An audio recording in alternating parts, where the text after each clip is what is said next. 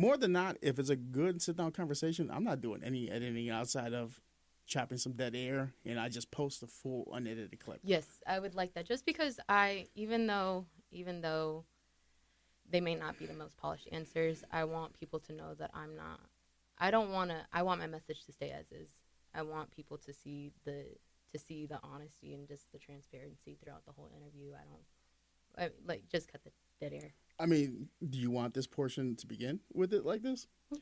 We Where I could start right there and we'll just get right into it. Yeah, we can get right into it. Yeah. Because I do. That's how, like, honestly, like, I did prepare for my forums, but not in the way of, like, I'm practicing everything I'm going to say.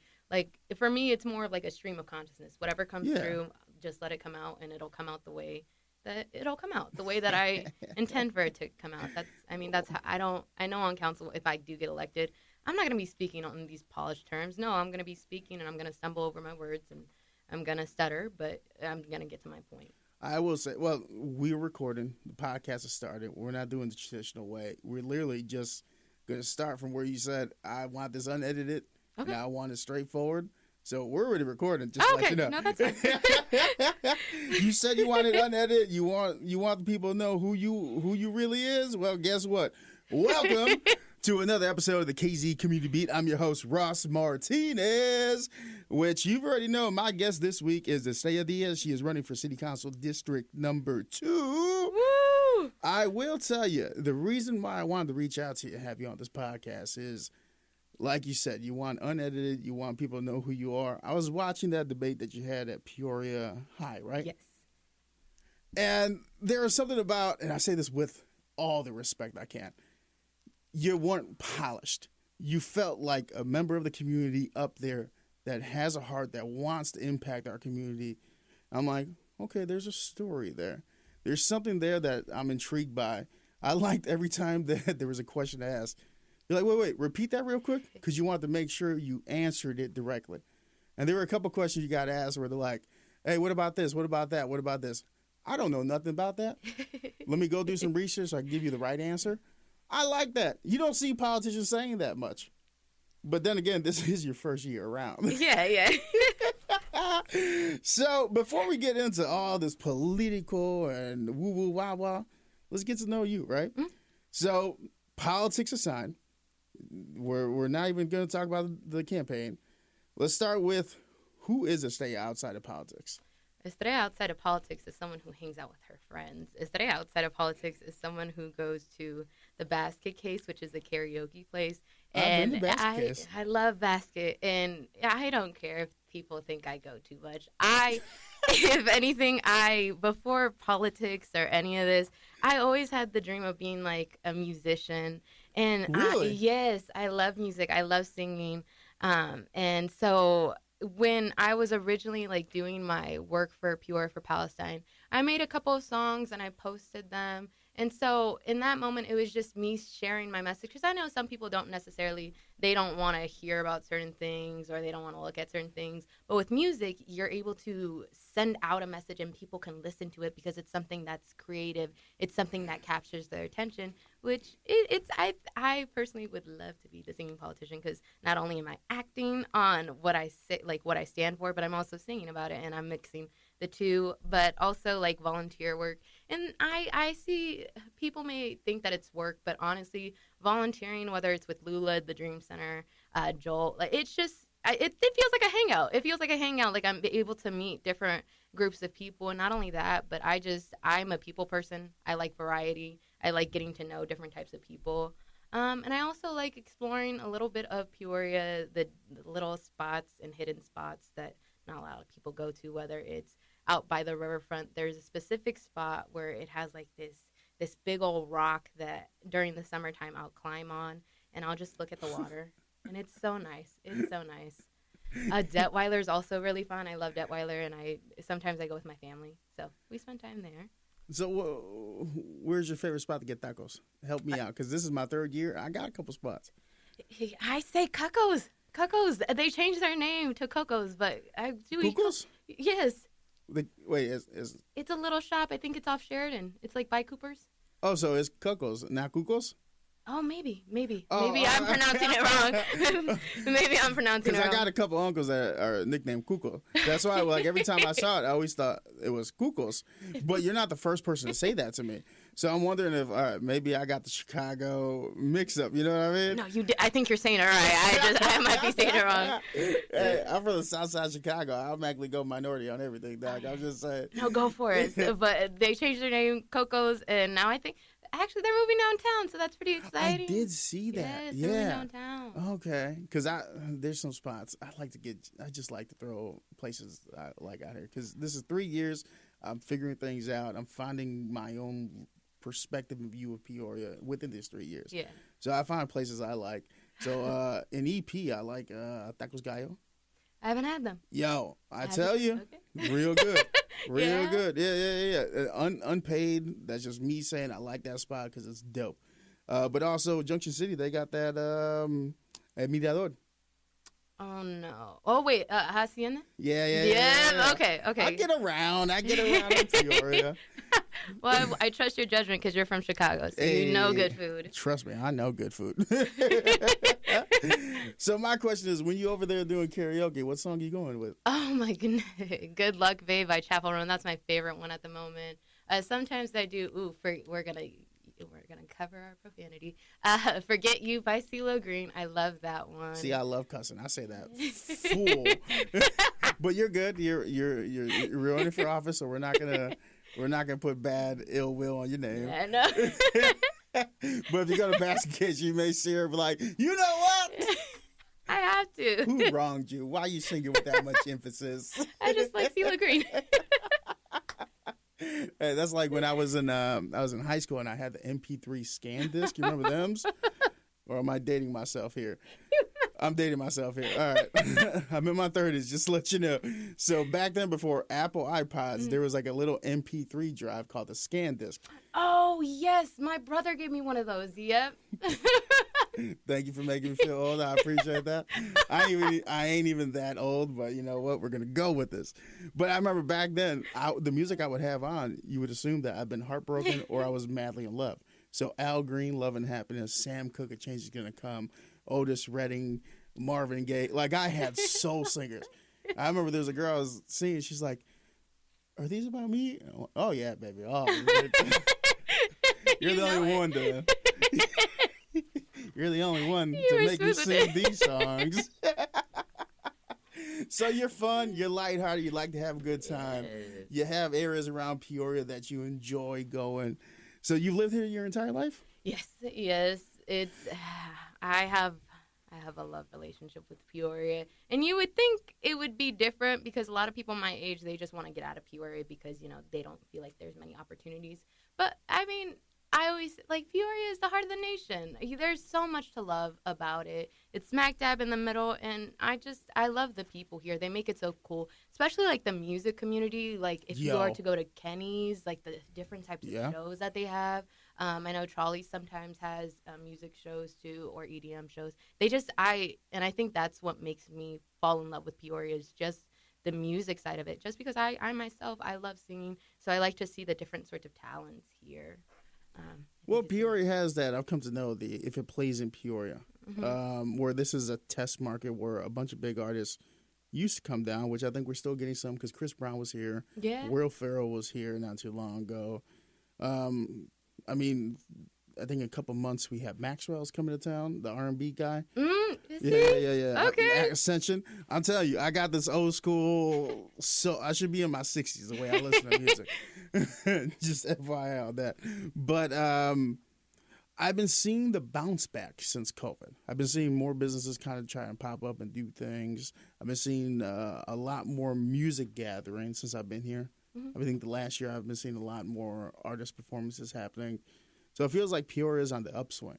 Yeah. And I know small business is really big with you. Yes. So let's talk about that. What are your plans, your visions? How do you see small business owners here in the city growing within like the next 5 years?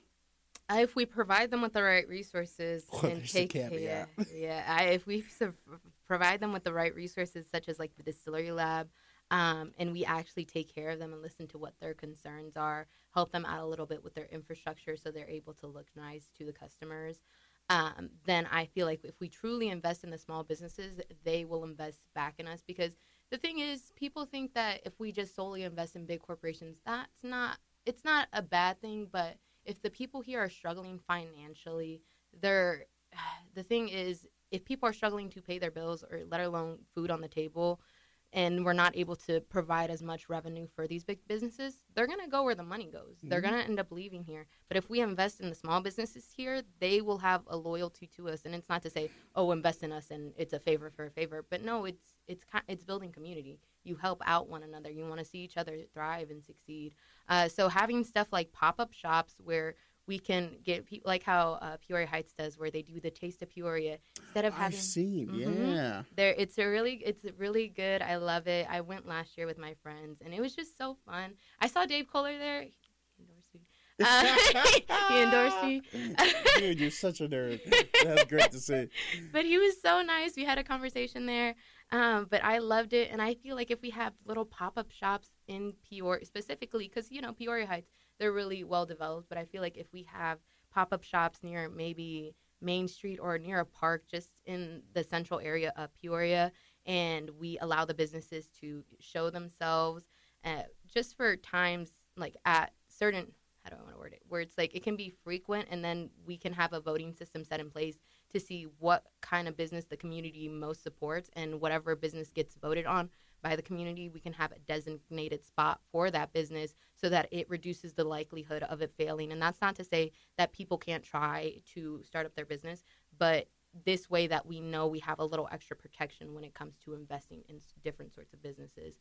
And I also know the Distillery Lab offers a lot of resources to the community when it comes to giving mentorship to small entrepreneurs. I know they recently did startup and slices for high school kids who want to become entrepreneurs. So it's stuff like that, cool. Letting people know a little bit of the ropes. Just because my sister-in-law was a business owner, and because she didn't have the right resources, it wasn't successful. It's called 309 Fine, and I just feel like if we... 309 Fine? Yeah, it was a clothing set. That's a cool name. I like that. 309 Fine. You got to say it like that, though. 309 Fine. She needs to bring that back. I know. So it's like if we just... If it's cool, I'll endorse it. I'm cracking jokes. I don't know nothing. My sales team's going to be like, Ross, what are you doing this episode? I don't know, bro. I'm having fun. Exactly. That's how we're supposed to. Yeah. It's a podcast. We're here to talk. Yeah. I mean. You know what I mean? So it's just stuff like that. Because I think it would be good. We could also have, like, I know Central, and not just Central, but the high schools have Woodrow programs, whether it's hair braiding.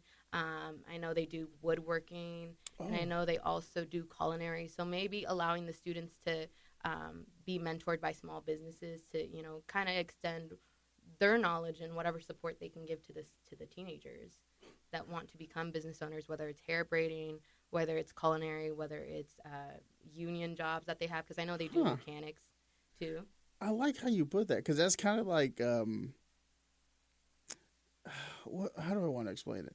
It comes across as a new era form of recruitment, kind of trade schoolish, where you have apprenticeships. Yeah. So it's like interns, but in a different format, where you have, see, like for me, if a high school had a podcast class or a media class, I would volunteer my time to go down and I would teach. And you know why you bring that up? That's something that I always forget to mention. Also, content creation. They can make content for the businesses that they do the pop-up shops at, giving them exposure, but also allowing the students to have creativity. I feel like if we do that, we're setting up the kids for a brighter future. We're giving them an opportunity to see more than what there already is, to see beyond what they can do. I feel like it's just... I think that would be a great idea, though. Well, yeah, because what you're talking about is what I'm trying to kind of do here. So outside of being the program director and on-air talent, I also manage a street team. For years, it's kind of been looked at like, entry level. All you do is you come, you drive the van, you set up shop, and you do your fanfare there for 2 hours, and you leave. it becomes redundant, cumbersome, and very boring over the time because there's nothing there. It's a rotating thing. But I want to use it as a training ground to influx. Okay, are you a social media person? Okay, maybe you could come over and talk to me for my station, and I'll help you grow a portfolio by doing social media because I'm too busy in house. Okay, now you want to start a podcast? All right, now I'm going to program director you, and I'm gonna teach you how to be an artist on air, and then eventually maybe that grows into being a full-time talent. Yeah. I'm trying to create that full cyclical. Is it cyclical? Is that the word I'm looking for?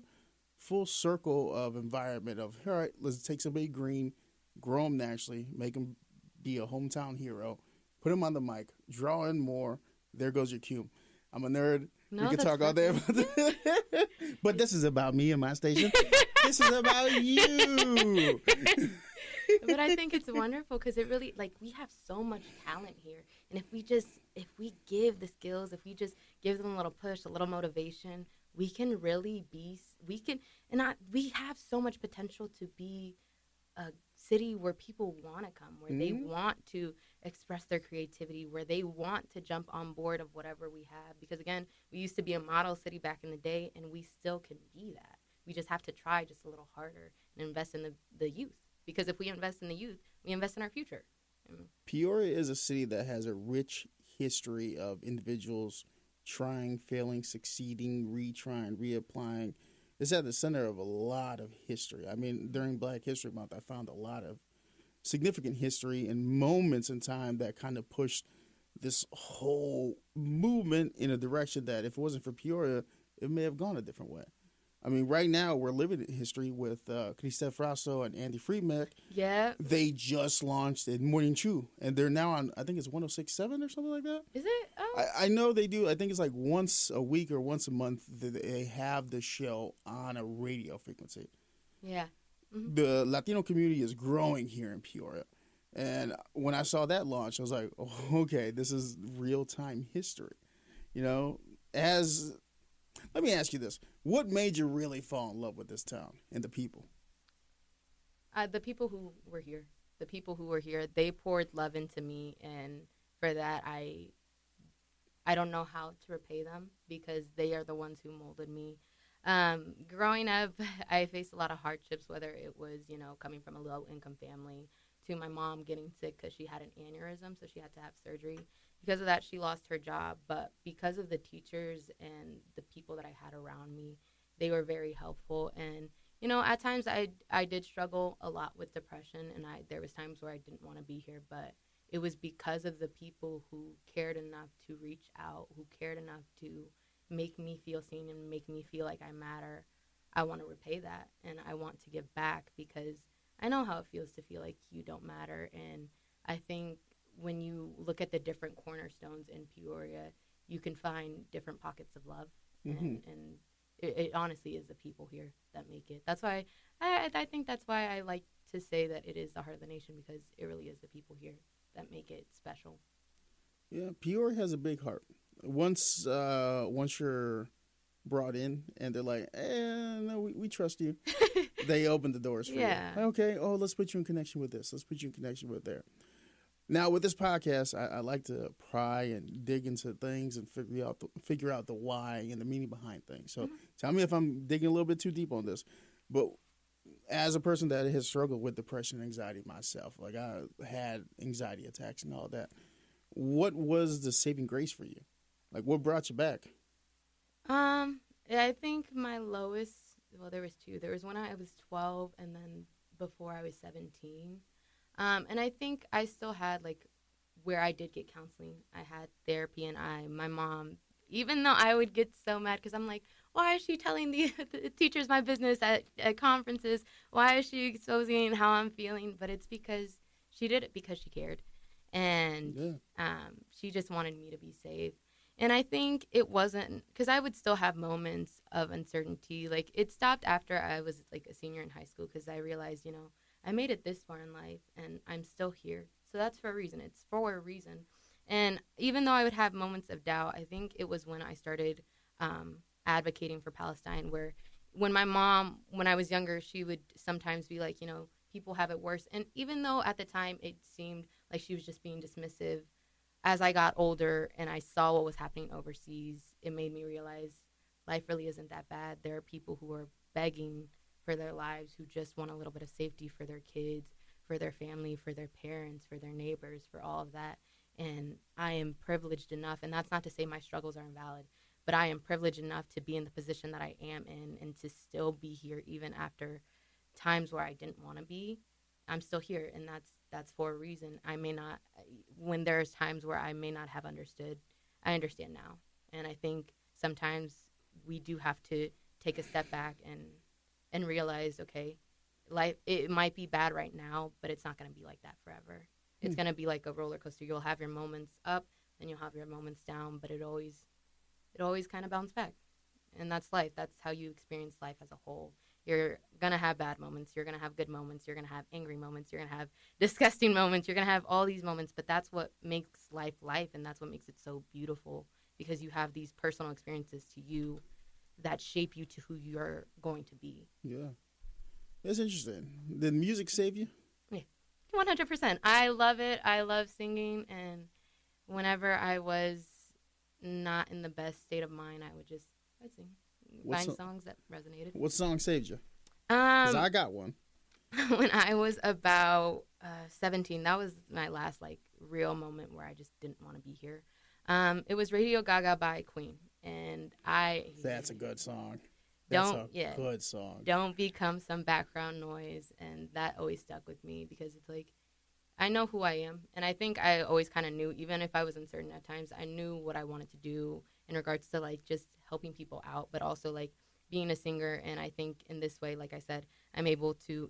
I don't want to just be in one box. I don't want to just be a politician, but I also want to be a musician. I want to, there's so much life to just limit yourself, and so I always knew that I wanted to just be vocal and to know that even though he, Freddie Mercury, had his doubts and had his moments, he still believed in himself to just go after what he wanted, regardless of what people thought of him, what they said. He still stood strong, and even with the obstacles that came his way, he still moved forward. Did you watch that movie that came out? Bohemian Rhapsody? Yes, yeah. I did, with Rami Malek. My bad. Did I just talk about your guilty pleasure movie? Yeah. Your eyes lit up, yo. You're like, oh, let's talk about it. Which act, which scene, and what time stamp? I can tell you right now. All right. I just hit one of your favorites. Yes. What did you love about it? I love the journey of it all, where people thought he was insane. What? They thought his dad was have good thoughts. This isn't going to work out, this and that. And he had people who undermined his vision, his record label. They're like, this song isn't good enough. And he was like, I don't care. It's good enough for me. He went on and he still put on the tape on the live or on the news or the radio show, and he still did it. Every metric of media. Good job. Yeah. I tried to, but he did good. You did good. He did that, and it went viral. So it's he took the risk. He didn't care what anybody said. He knew in his heart, this is a hit. He had the confidence within himself to even believe in his dreams, regardless of the people around him being like, "Oh, that's too crazy." He still did it. Yeah. Mm-hmm. Very inspirational, you can say that. Thank you. So you've been inspired by the likes of Freddie Mercury and Queen's story, which is great. But who here locally inspired you? Because to go from deep times to figuring out, oh no, this is who I am. This is what I want to do with my skill set. These are my skills. Who kind of helped shape that, structure that for you, give you the confidence to push forward? Because running for politics is not one of the anxiety-free things you can do in life. Let's put it that way. Yeah. Actually, it's so funny. It's so, because you're gonna be like, what? The main thing that kind of really pushed me was my campaign manager, Adam, and he's 16, but he's worked with representatives. He's helped out with campaigns. Really? He's incredible. Yes, he does a lot of work. He has helped to push policies, and he's only 16. And we co-founded with Lawrence Mashard, and Nick Furman, but we co-founded Peoria for Palestine. And the bravery that he had at just 16 years old, I was like, I have to step up because I have the same passion. It's just I'm nervous, but to see how brave he was, and he also believed in me, and I would like give him like when we had meetings and I was with Lawrence and Adam, I'd be like, I do want to run, and he was like the one that pushed me, was like, okay, if you want to run, do it, because you don't have time to waste. And to have that, and just to be pushed and kind of just catapulted, it made me have more belief in myself, because I think with his encouragement, and I feel like deep down I already kind of knew that I wanted to make change, but it was not having that belief within myself to want to do it. But I guess having the little like he was a little hype man, a little motivator to just give me that push. It definitely helped me to want to stand 16. Firm in who I am. Yeah, that's great. At 16, yes, my man's I know. is that might be something I got to interview and sit down, because I like using this podcast as it was originally based off the Human Library, People Library. It was a concept I saw years ago in college, where they would sit people down in a library at a table with one word to describe their entire life journey. So instead of checking out a book, you sit down for a conversation. Yep. So this podcast is about reading a book and figuring out the why, but also having the art of dialogue back and forth where we learn from each other. Mm-hmm. So you to be able to learn from someone that is younger than you, that's got a lot of passion, but did that also help like diminish the imposter syndrome you may have had at that time? Yeah, because it wasn't just him, but it was also Lawrence, and it was also the people that I surrounded myself with, because when I was because I am a co-founder of Peoria for Palestine, but when I was surrounded by the people who saw the humanity within the situation, who had the same ideas of me as me, of knowing this is wrong, what's happening overseas, to have them support me and believe in me, and know that they were willing to back me even if I was afraid. All I really had to do was just make the first step of jumping and knowing that I can do it. And I think with talking with them, I realized, I may feel like I'm not prepared, but I've stood up in front of crowds where I've given speeches. I led protests, and I've had people help me. And to know that this is something that I'm passionate about, stop being afraid to just show who you are, because you're not being anything you're not, if that makes sense. Like, you're not being inauthentic. You're not doing this for any reason other than just wanting to help out the people. You're putting your heart on your sleeve. Yeah. Letting people just see, hey, this is who I am. I care about people. Yeah. Because I'll be honest, taking a stand today in this climate, supporting Palestine, is not just hey, I'm going to wake up and make a Facebook status. You actually co-founded and you went out marching. That gets a certain amount of blowback. Yeah. How did you guys navigate those initial negative responses? Like, wait, y'all doing this?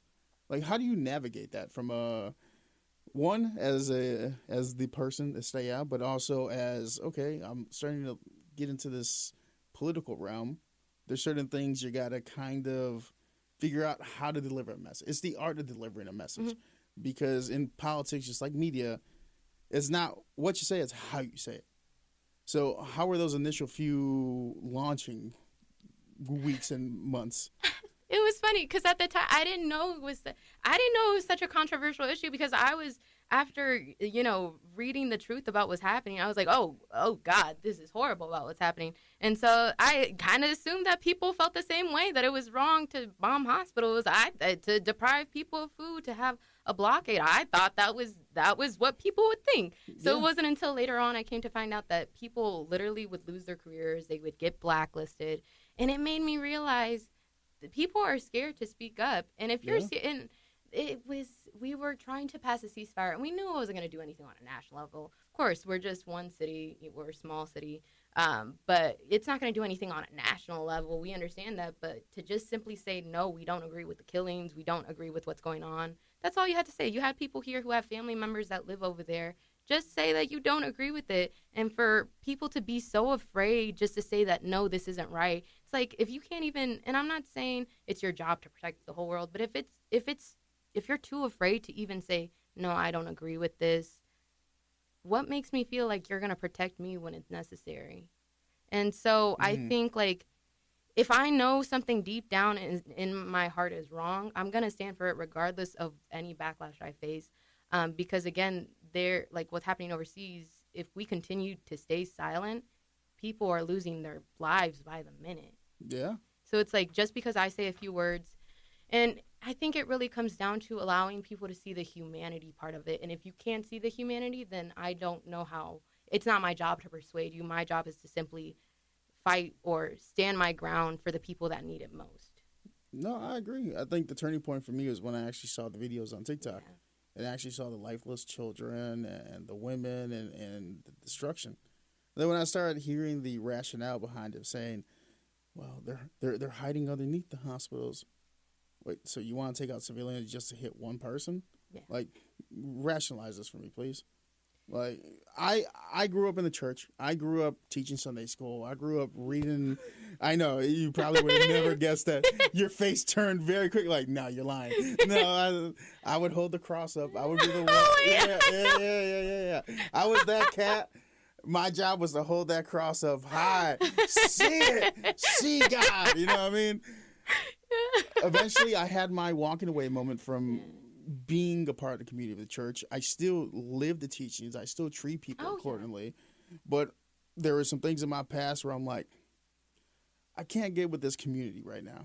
Their morality seems to be skewing a certain way, and I feel very in tune with the teachings themselves of turn the other cheek and clothe those that are naked, feed those that are hungry, and give love to those that feel like they've been displaced in our communities. Yeah. Exactly the teachings of what God says. It's not clothe the ones you want, feed the ones that you want, and give love to those that you agree with. That's not what God says. So when I start seeing some things, I'm like, Yeah. God tells me to care about human beings. That's what I wholeheartedly believe in. So I do find it interesting how some views are very skewed and use God as a placeholder of saying, well, I'm Catholic, so I don't agree with this. I don't think there's something we can agree with or Did you disagree read the on. Bible? Yeah, right. Did you listen to the homilies? I don't think you did. If you're watching Joe Osteen homilies, you probably heard the wrong message. But anyways, yeah, someone's going to tell us. I'm going to get talked to about that one.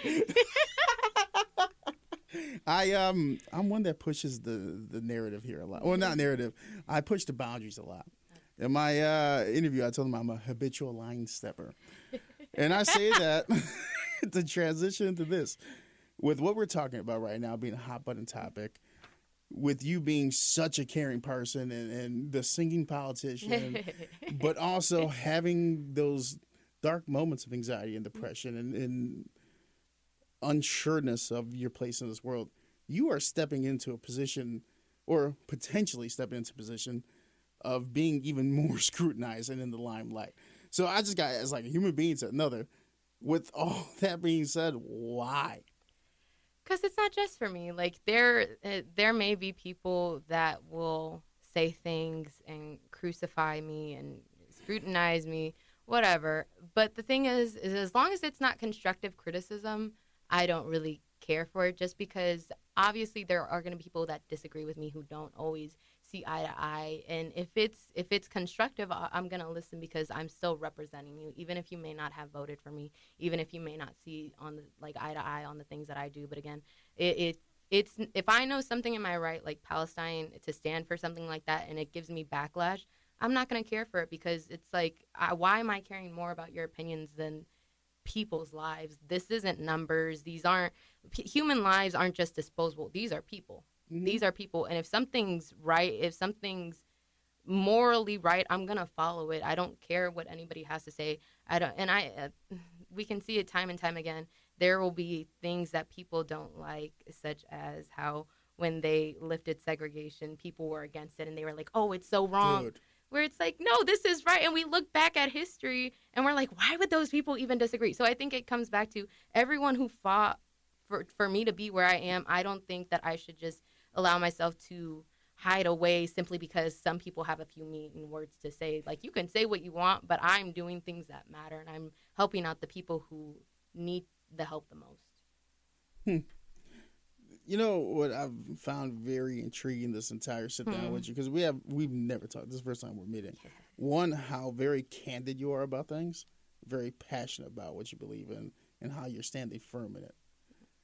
from one individual who has anxiety and overthinks things with the platform where I overthink Yeah. everything I do, you seem to have a lot of confidence in this. Why is that? Because again, I it's not for me. It really isn't for me. Again, it's for the people in Palestine and those who have felt overlooked for so long. If I am in a position that I'm in, I have to do my duty to be able to help those out. If I wasn't meant to be in this position, I wouldn't have gotten this far. And it's to honor those who came before me. We see how things are going on a national level, to allow their work to be undone because a few people disagree with the existence or the lives of many. It's unfair to those who've done the work, who fought so hard. I'm not going to allow my nieces or nephews or anybody in this community to have to endure the battles that we already won. Mm, I don't want that. And I mm, personally, like, I understand people will say, you're too young, you're too inexperienced, you're not, you're this, you're that. But it's like, I think the question we need to be asking is, why is someone so young running? It's because we need change. Who is stepping up? yeah. You're who is defending us? Who's taking care of the kids? We complain and complain and complain about things never changing, but we never take the action, and that's how we ended up in situations that we are in now. We have to step up, even if it's scary, even if you don't have the most fancy language, even if you are not the most knowledgeable. If you have the heart, if you have the ambition, go for it, because you don't know when the next time you're going to be able to have an opportunity. Yeah, you're right. No, that's probably a telemarketer. We're just gonna go ahead and this is unedited.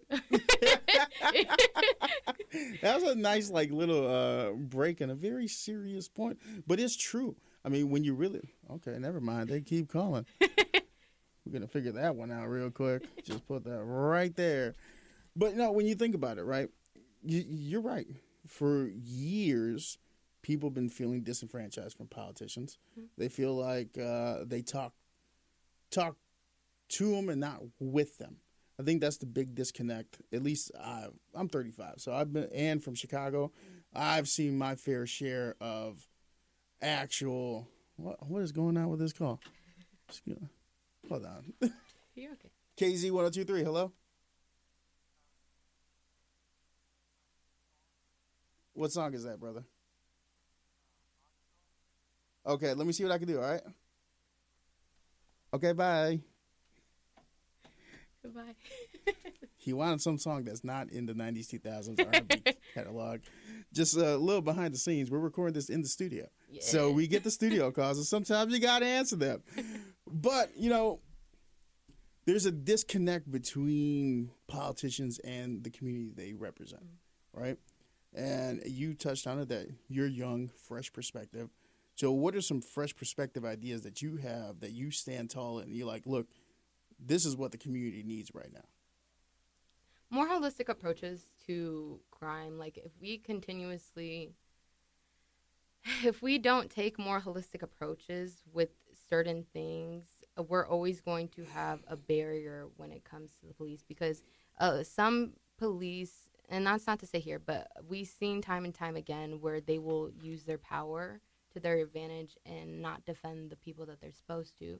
And so some people can have notions about the police where there's distrust. And I think if we take a more holistic approach, I think there would be more unity within the people and the police, because it's not like we're just taking extreme measures. No, but we're actually getting to the root causes of what's going on. How can we ensure that you're safe? How can we provide that trust to you so you don't feel like you're not able to call us, so you don't feel like we can't help you, so you don't feel like you don't matter? So I think by taking these holistic approaches and getting to the root causes of certain things, I think it could help better build the community and put trust back into the police. Because again, it's not to say that it's all police, but it goes to different people, and it goes to different people within different positions of power.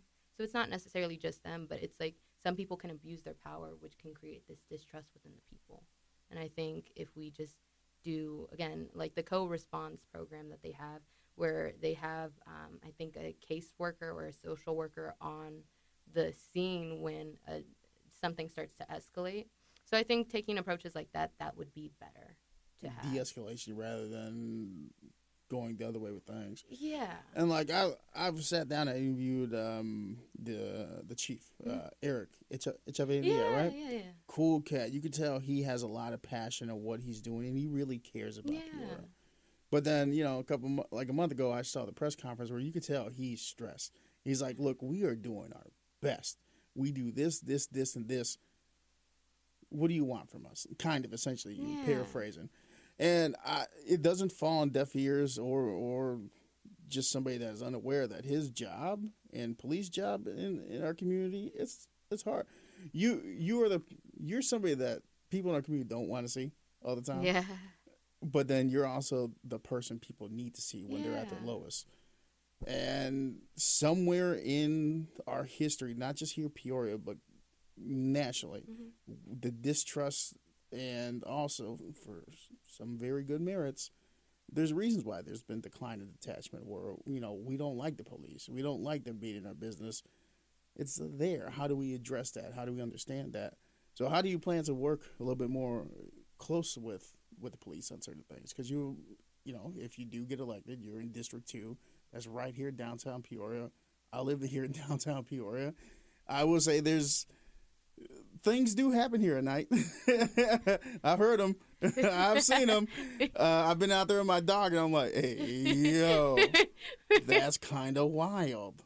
Or out my window, I hear people scrapping it up at 2, 3 in the morning. Yeah. I've heard gunshots down here. So, downtown Peoria is something that we want to rejuvenate and bring business here and get people to come down here more than just going to Kenny's and saddle up and Jackson Adams, right? We want to really bring that energy back. So how do you plan to work with them? I have complete transparency, whatever process they do, just because you have to to really make a community thrive. You have to build trust. You have to build relationships. You have to amend these relationships, because without the trust of the people, they're never going to want to comply. They're never going to want to work with you. And if you are to just be more involved in the community and also have more transparency with the police, I feel like it could build stronger connections, not only for them, but also to make them know, hey, you're not against me. You want to help me. And I think if we have different sorts of events, whether it's the police helping out, whether it's like cleanup days, community cleanup days, where they get to meet the officers and actually get to talk with them and get to know who they are rather than just seeing the uniform. Because if they're familiar with a police officer, they're going to be able to be like, okay, I know that guy. I know that woman. We can trust them. We can talk with them. So I think having a better approach where police, and sometimes maybe you don't need the uniform, just having events where it's like maybe you just have your badge on your belt so people can they can feel safe around you. And I think, the uniforms can be a little intimidating with people. I will say growing up, we're Bridgeport in Chicago, right, where Comiskey Park is. But I'm a Cubs fan, FYI. Just want to throw that out there. Go Cubs. But I do remember a lot of the police officers growing up, they would walk. We had Morgan Street, which was notoriously Latin Kings were there, and it was a gang area. Now it's more hipsters than anything. But, the cops used to walk up and down the path, and hey, what's going on? They would bring treats for your dog. So, there was a built-in trust, and some of them lived in the community they were patrolling. So, it was also like, oh, yo, I grew up with Eddie. What's up, my guy? All right, Officer Martinez. I'll comply, brother. You know what I mean? Yeah. But it's building that communal trust. And I think that might be where that's one portion of it. There's a lot more going on, and it's a very hot button topic no matter how you talk about it. You're going to get hated on either side. But, you've outlined some big issues in your campaign so far: violence, homelessness, housing. These are deep-rooted problems. Where do you see the most immediate hands-on impact that you can have in your first year if elected? So I know I said violence a lot, but I think I should change it to crime, because although violence is a concern of mine, it falls under the category of crime, which is something I want to get lowered. Because as I was walking through the neighborhoods, especially by where I lived, knocking on I think it's the Glenn Stewart's apartments, and I was knocking on them, and a lot of the people living there, they would say, kids don't really have much to do. And so they would tell me that sometimes they would light up firecrackers and they would put them in people's trash cans So yes, so and it's not just there, but there people in the upper parts of the district. They also say we're seeing more crime happen here, and I Hmm. think it all ties back to not parents being overworked, so not being able to be there as much for their kids because it really does start from home. If the kids don't have a good role model, or if they don't really have people taking care of them, and we can see sometimes with families they will allow their other kids to take care of their kids because they're overworked, and it's not the parents' fault. The climate that we're living in, it's not, it's not easy for most people. But I think starting with working with Andre Allen, Bernice Gordon Young, and the reason why I say Andre Allen is because I know he's already doing stuff in regards to the youth, and Bernice Gordon Young, she deals with like juveniles and also mental health. So partnering with them to see what they're kind of doing already, but also trying to work out the violence free zone on a smaller scale. And what the violence free zone is it's a mentorship program, and not only that, but it well, going into the mentorship program, I want to partner with local trade schools and union members to be able to provide skills for the kids, but also guide them to a brighter path, and also build a stronger workforce. But what it does is it has de-escalation tactics from well-respected community members, and it also allows kids to hold them accountable about why aren't you coming to school, what's the issues going on, just really building connections with the kids. And I feel like that could be my easiest approach just because I'm already working with this lady. Her name's Deanna Chanel. Shout out to Deanna. But Hey. she is doing these power lunches where she came from California, and they used to have these power lunches where they Oh, had. Chanel. Yeah. Oh yeah, that's like big sis to me. Mm-hmm. You see the I've work been she doing see? work with her with Peoria Fashion Week when I first got here. Oh, crap. She's actually coming, I think, Friday. Her and Ezra are going to be Oh, talking that's about it on the pod. amazing. No, Yeah. yeah. Yeah, that's big sis right there. Yeah. She invited me to power lunches, and they have games for your kids to play. And I just recently went. It was at Peoria High. I graduated from Peoria High, so it brought back feelings of nostalgia. But they had like Jenga, they had Big Uno, they had slushies, they had this table that was a table that had work that the kids could do, such as like you can come and work here. You'll get paid $13 an hour. It's like yeah, Nice. it's to help out people in the community too. So it's just to provide these opportunities for these kids and just build relationships. I think that would be the easiest approach that I know that I could make an impact slowly but surely. Well, yeah, change. I think sustainable long-term change takes time to evolve and grow. Mhm. You can't plant a seed and then in a week you see it sprouting. Like Yeah. it's gonna take some time. You're gonna have to put some TLC on that. And like prime case, I got involved with Big Brothers Big Sisters. Right. I have a little shout to T. Ivan, cool kid. You can see the growth just by having somebody he can trust and have that release where it's like, yo, I'm feeling this. This is what I'm going through. I'm annoyed, and I let him vent and get it out. I'm like, all right, you feeling good? It's all right, but I don't know what to do. Okay, then let's workshop it together. It's not me telling you; it's me helping you kind of work through it, so you feel like your growth is not feel, but you understand that your growth comes from your process to kind of evolve your train of thought. Yeah. You know what I mean? Mm-hmm. We've all been kids before. Yeah. We've all done some really dumb things. Yeah. So glad that my dumb things were on MySpace and my page got deleted. You can't find me, Tom. You can't find me. But you know what I mean? Yeah. We're not born polished. We're not born knowing the answer to everything. Sometimes we're going to speak out of our ass, excuse me, and be like, hey, I really believe this, woo woo wah wah. But then in the trials of life, you learn to be like, okay, I was wrong on that because of this. And this is why I view things this way now. So there's going to be times when you're, in your career of things, whether you do win or you don't win, where you may have to backtrack some things. Yeah. Right? Yeah. So how are you with accepting like, all right, I firmly believe this, but you know what? My bad. Yeah, and that's honestly like I'm gonna make mistakes. It's gonna happen. It's my first year. I've never stepped into a role like this, so obviously I'm gonna make mistakes. I'm human. I'm not perfect, and I think I do pretty well with like putting aside my ego, and I think that's what really gets in the way of a lot of politicians. They allow their ego to get in the way and be like, oh, I know what's best. yes, it sucks to say, okay, I did wrong here, but just taking accountability, being transparent, owning up to it, and being like, okay, yeah, it wasn't the smartest idea, but I appreciate you telling me what I can do better, help me to see what I can do better, and offering me that constructive criticism. Because again, if it's not constructive, then I don't know. If it's not constructive, if it's not helping me, if it's not helping me to better myself or better create better solutions, then it's not necessarily worth hearing. Just because people critique every little thing, especially if they don't agree with who I am, Oh they're gonna yeah. want to poke holes. So as long as it's not constructive, then I don't want to say that I'm not gonna care for it, but I'm not gonna let it like hurt me or deteriorate Linger. me. Yeah, linger. And so yeah, I think it's just really just owning up to it, even though I may be a little like we're human, we're gonna have the ego, but to be We able all to, have yeah, ego somewhere. I look. I'd be lying flat to your face if I said I didn't have ego in the product that I put out. mm-hmm. I take a lot of pride in my thing, not my thing, but I take a lot of pride in the digital products I put out, especially these podcasts. These are very yeah, authentic, organic. I try not to interview cats that I have no interest in yeah, talking to. I'm sorry, whether people like it or not. This is digital content, so I have ego on that. Where I'm like, hey, no, well, ego pride I think kind of lives yeah. symbiotically. Mm-hmm. So where's your ego and pride?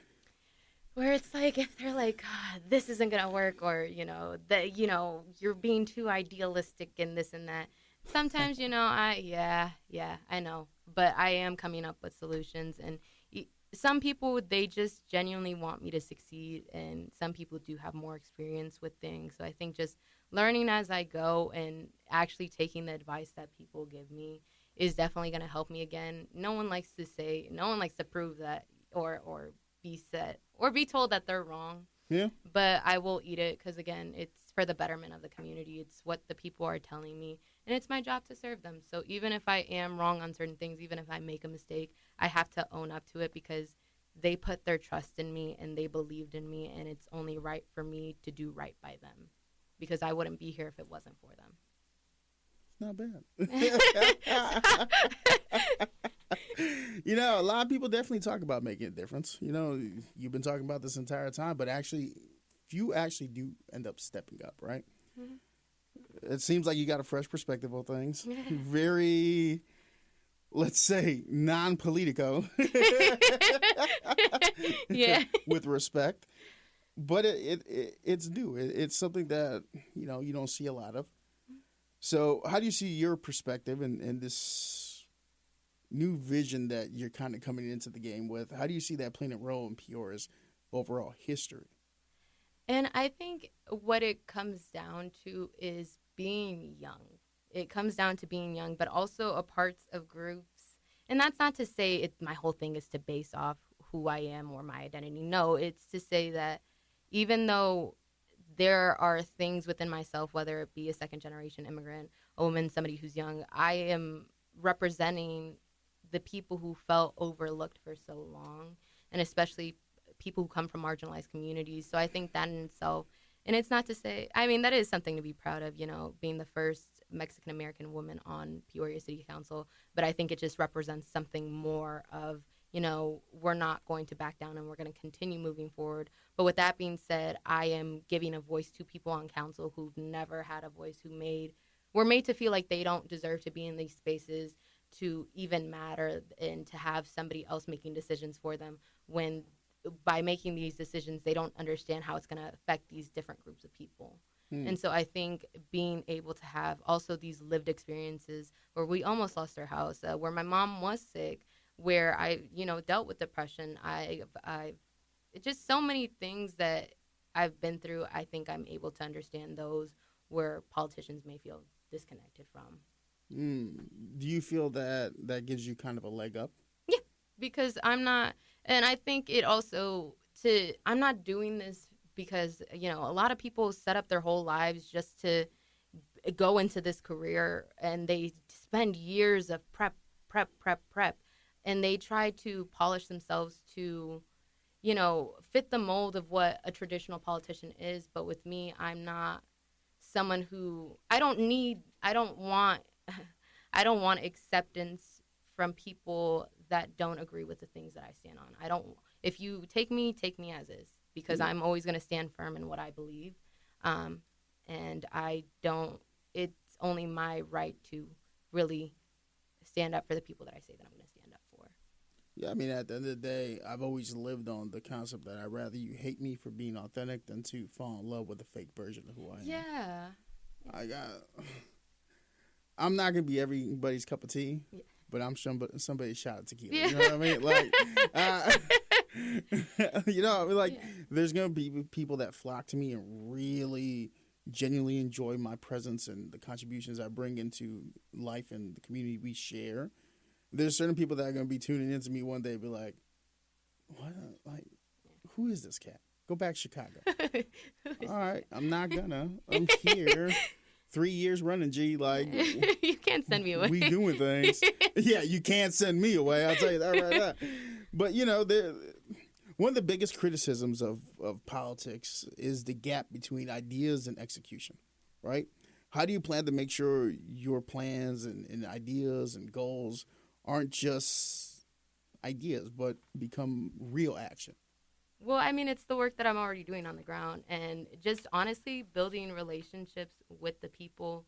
Because if you don't build trust within the people, if you just give, and it's like, what's the whole reason? Okay, I'm gonna get passionate, but what's the whole reason of running? What's the whole reason of running if you're just going off of sweet words and sugared up words? There's no point for you to have a seat on council if you're just gonna sit there and, no offense, look pretty. There's no reason for you to be on council. If I worked this hard, people thought I wasn't gonna get my name on the ballot. They didn't think that I was going to take lead in the primaries. And because of that, I have a sense of responsibility and duty to stand up for my people. We have so many politicians that make empty promises and false promises without even trying to push for the things that they said they were. And if that's the case, why did these people even choose you to be in office? Why are you there? Because, again, your whole job, that is your job, to be of the people, to be a servant of the people, to lead the people, to guide the people, to protect the people. And if you're not there to do that, then why did you even run in the first place? Why did you put all this work in? Why did you give all these people false promises just for you to sit there and not take any action? And so that's how I feel. I like that. I like that. Well, here's the thing. Like I said before, there's something about you that I gravitate to because it's very authentic. Mm-hmm. I met you out with karaoke and I'm nerding out about the stuff you like doing. And I'm like, wait, you care about the community? Okay, why? You know what I mean? You seem to have, I keep saying same, but you have this deep tie to giving and organically growing with the community, right? Mm-hmm. What's your vision for Peoria 10, 20, 30 years down? Like, how do you see this city growing? Not whether you're in office or not, but as a local who grew up here, who goes to Basket, who goes and has tacos at Cuco's, right? Or how do you say it? Cuco's or Cuco's. We'll figure it out. I'll reach out to them. Shameless plug. You know what I'm saying? But as an individual who goes to the grocery store here, goes to church here, has friendship and relationships in this community, has grown. What's your vision just as a Peorian seeing this city grow in the next 10 to 20, 30 years?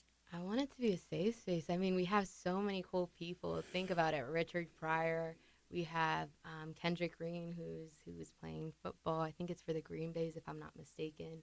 But what I see for Peoria is I see a cultural hub. I see a community that gives back to one another, that takes care of one another. And again, like I said, it's the heart of the nation. You heal the heart, you heal the body. Whatever we do here, it could be a model everywhere. We can make a difference here. If we get to the heart, we take care of our people, people can model after it. And I want Peoria to grow. Like, we have amazing musicians here, amazing artists. And if we are just and I know a lot of people talk about revitalizing downtown, but if we truly take care of our neighbors, we can see the different contributions here. And again, if Peoria is the center of the nation, I want to see more cultures, like more diverse, culturally owned businesses downtown so that people can see the boiling pot that America is. And it's in Peoria. We pour love into the community. We show the art. We show the sports. We show the youth. We show the strong workforce. And we can... How do we say Peoria pride, Peoria high pride? We used to have something like that. There's a saying? Yeah, it's like Peoria. I can't remember. It's a long time ago. I was in high school when they said it, but it's just like we need to have that Peoria pride. And I grew up here. I love the scenery. I love the riverfront, the different types of people that are here. So just to have that to just be all about community and helping out one another, I think it could really transform Peoria. And that's what I want to see. Like I love Peoria. It's my hometown. I love Peoria, and my family's here, and whatever changes I can make here while also staying with my family, I want to, because I don't want to just leave. I mean, sometimes, like when I was younger, I was like, I don't want to live in Peoria my whole life, but I know that I don't want to leave my family behind. And if you can, I think it's the saying where it's like, even if you move, you may not be happy. You may end up in the same circumstance. So I want to make it lovable for the people that are here.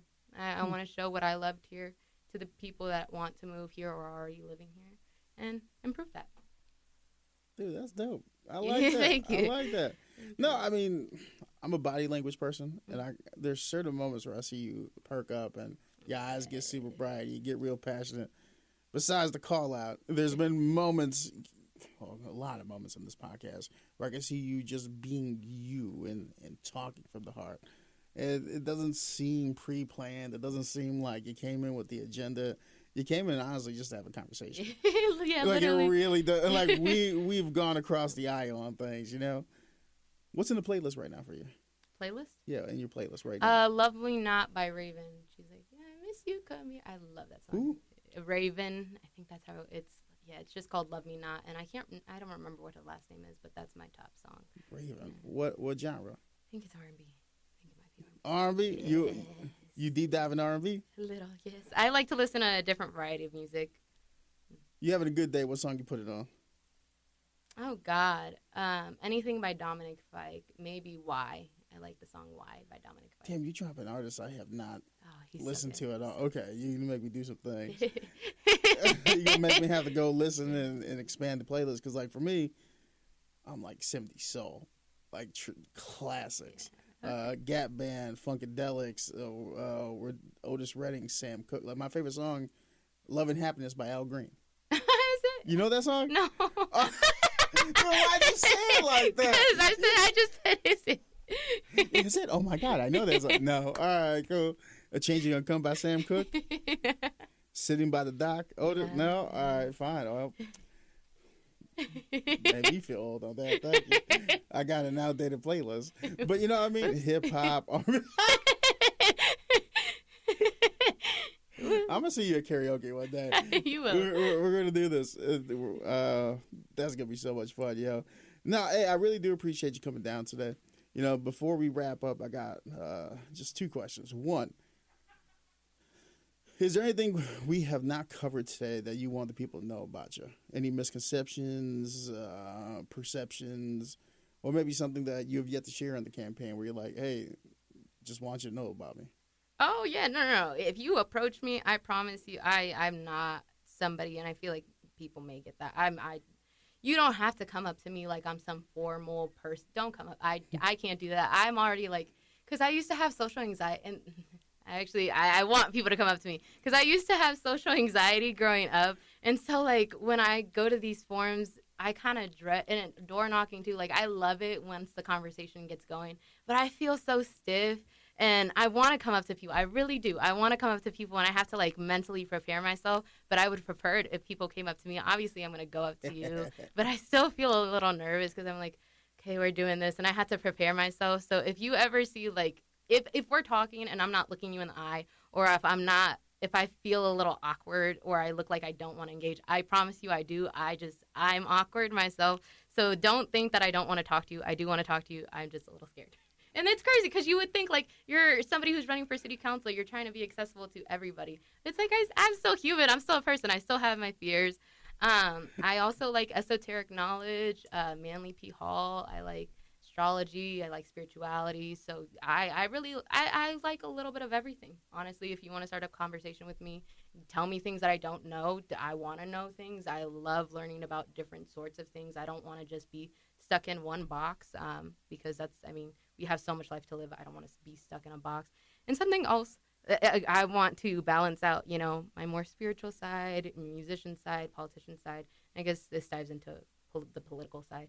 I want people to know that I do care about the economy, but I feel like we have to start up with a people approach first, to create long term stability. Because if we just say, oh, we need this business, we need this business, we need this business, no, that's just slapping a band aid on things. And if we don't really invest in the people, and the people are struggling to pay rent, to pay bills, if we invest in, more specifically, big box corporations, they're going to leave where the money goes. We have to be stable and allow our citizens to get back on their feet, because if we do that, we can create long-term stability, not just quick fixes. Because again, if we keep choosing the same people in office that are like, we need to build the economy, we need to build the economy, we need to build the economy, it's like we're ending up in situations where we say we need to build up the economy, but here we are cutting regulations such as DEI, Board of Education. We're doing other things as well, and it's like, is that building up the economy? People are losing their jobs. Mm-hmm. We're so no. The answer is not cutting regulations. The answer is not. It's not just investing in businesses. It's about taking care of the people. It's about the people. They matter, and when times get rough, you're going to need to lean on one another, and that's how we survive through these tough times, is by leaning on one another and being there for one another. Because if we don't, I don't want to say it's gonna be chaos, no, but what I'm saying is we're all scared as is, and the best way to deal with these difficult times we've seen throughout history is when we come together and really build that unity. Because even when it may seem like the whole world is crumbling, at least we have a solid, strong foundation here because we care about one another. And that's all I have. You got a good head on your shoulders. Yeah. Thank you. And a big heart, yo. From everything you're saying, I mean, proof is in the pudding. You've been doing the work.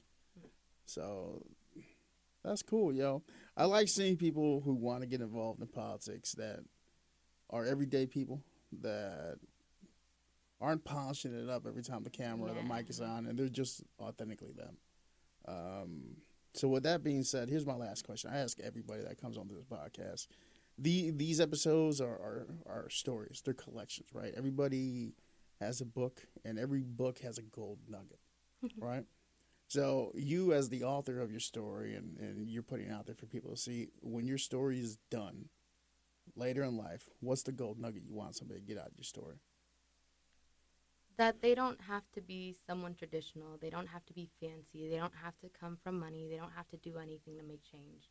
If you want to make change, you be the change, because so many people desire change, but you don't even have to have the loudest voice in the room. You can even shake while you're speaking, but as long as you stand up and as long as you take action, as long as you decide to be the change, nothing will stop you. You will be guided in ways you may not have realized. And I mean, everything in this campaign was telling me, you shouldn't be running, you don't have the experience, you're young, this and that. But I showed up every time, and deep down I feel a sense of purpose, because if I wasn't supposed to be here, I wouldn't have made it this far, let alone led in the primaries. And I think that's crazy. Like that's something I do like take a little bit of pride in, is that like, go ahead, talk your mess. Where it's like it's not. You're a human being that has accolades. It's okay to be confident about that. Where it's like it's not me. It's not, this win isn't for me, but it's people also want the same change that I am, and they believe in this vision. And in a sense, they're the ones giving me hope that, yes, I took the risk, but they also see what I see. They also understand what I'm feeling, and they want to help out to be the change. I'm not, yes, I am on the front lines, and I'm, the one who's running, but it's not for me. It's for the people. It's always going to be for the people. I'm just a microphone amplifying their voices. It's not for me. That's a line I say all the time. Yeah. Well, not a line as in like a bad line, but I say that what I do for a living, I just so happen to have a chair and a microphone, but I use that properly to amplify the voices of a community that is ever changing, ever growing. It's not A, B, C, 1, 2, 3. It's this, that, and a third, and maybe something else on the left side, right side. There's so many different shades of colors and perspectives. Peoria is really a beautiful town that has a huge heart and a lot of potential to become, as you said, a hub. These are things we'll talk about off mic, of things, changes of things. I'll loop you in on some things. I don't want to put my stuff out there. But things that you're talking about are things that I see as potential here that Peoria had. Personally, I think Peoria might be 3 years away from this new cultural explosion. I've seen the metrics grow from, I've been doing research, since 2010 to 2020, the metrics have grown in the minority demographic significantly. I haven't seen 2020 to 2024 yet. I have to look at that. Do you have those metrics? Not on me. Not on I was about to say, if you got them, let me see. It might help further some points I got. But I really do want to see how this community is growing over the years, because that means the potential for different businesses locally change. That means you have influx of economy taking a flourish. You have people that have pride of where they are. Because right now, you'll see it on social media. People say, there's nothing to do in Peoria. Yeah. Peoria is lame, crime, this, all that. But yeah, there's negatives. There's negatives everywhere, no matter where you live. But what's the beauty of what you do here? You know, this is a tight community, white, brown, black. It don't matter. If you cool, they respect you. We do have outliers on both sides. You know, let's just be honest about what it is. Yeah. But for the most part, about 90% of my experiences here have been very positive. And I'm an outsider from Chicago coming in brash, bold, and loud. Like, yeah, yo, what's up? And if they can accept this kid, what can't this community do? You know? Exactly, yeah. But anything else you want to say? Oh, yes. Visit my website. Before I forget, visit my website, Diaz for District 2.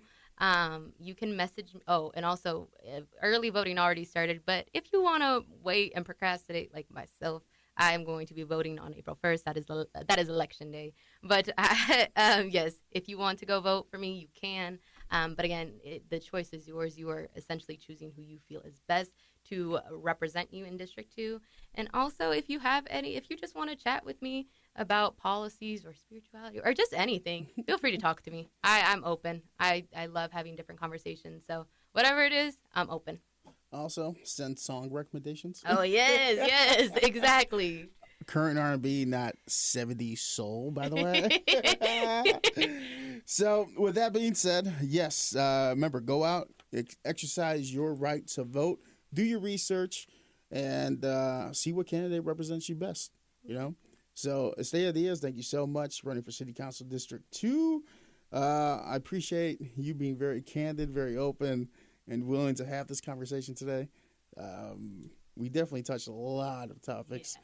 Like you said, as you wish, this is going to go out unedited. Yeah, go ahead. So from the beginning to me taking that phone call to now, as you asked, it's going to be unedited. Good. I hope individuals can just hear the full conversation without having preconceived notions and just listening to who you are and taking your story as a local Peorian. Just try to use the resources to do some things. Whether that leads to A or B, at least they hear your story. Yeah, 100%. That's my hope for podcasts and for the consumption of how it happens here locally. Who knows what happens, yo? So with that being said, that has been another episode of the KZ Community Beat. I'm your host, Ross Martinez. Today we talked to Estrella Diaz, City Council District 2 candidate. Yes. All right. Hopefully elected official. Hey, we'll see, y'all. I'm not leaning no way right now, but I like you and you're cool people. Hey, I appreciate you tuning in. Hopefully something we said did here either inspired you, made you roll your eyes because we're goofy, but also empowered you to use your resources to also make a change of where you can. All right, it's been another episode of the Community Beat. Hey, keep it tight and do some good out there. We're out. Peace.